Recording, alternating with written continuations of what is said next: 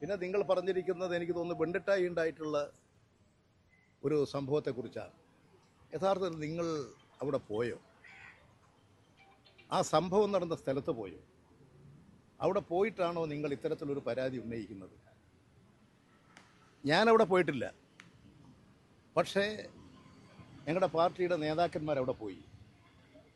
അവരിൽ നിന്നും ഇത്തരം ഒരു സംഭവത്തെക്കുറിച്ച് കേട്ട് അന്വേഷിച്ചപ്പോൾ എനിക്ക് മനസ്സിലാക്കാൻ കഴിഞ്ഞ കാര്യം, അവരിൽ നിന്നൊക്കെ മനസ്സിലാക്കാൻ കഴിഞ്ഞത്, സാധാരണഗതിയിലുള്ള കാരണം ഈ ക്രിസ്തുമസൊക്കെ വരുമ്പോൾ ഈ നാട്ടിൻപുറങ്ങളിലൊക്കെ ഈ പുതുവർഷാഘോഷം അതിൻ്റെ ഭാഗമായിട്ട് ഈ ഓലപ്പടക്കങ്ങളും അതുപോലെ തന്നെ കെട്ടുപടക്കങ്ങളും ഒക്കെ ഉണ്ടാക്കും.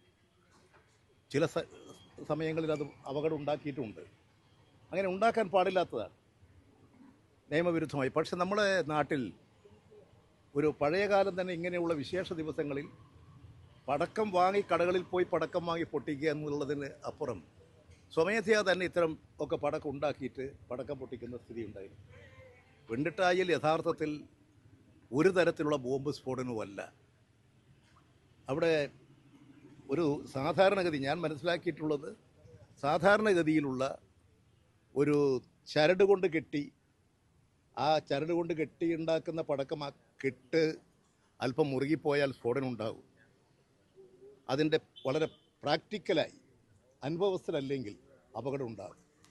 അങ്ങനെയുള്ള ഒരു അപകടമാണ്. ആ അപകടത്തെ ബോംബ് സ്ഫോടനമായും ആക്രമണോത്സുകമായിട്ടുള്ള തയ്യാറെടുപ്പാണെന്നൊക്കെ വ്യാഖ്യാനിച്ച് ദയവ് ചെയ്ത് നമ്മുടെ സമാധാന അന്തരീക്ഷത്തെ ആരും തകർക്കരുത്.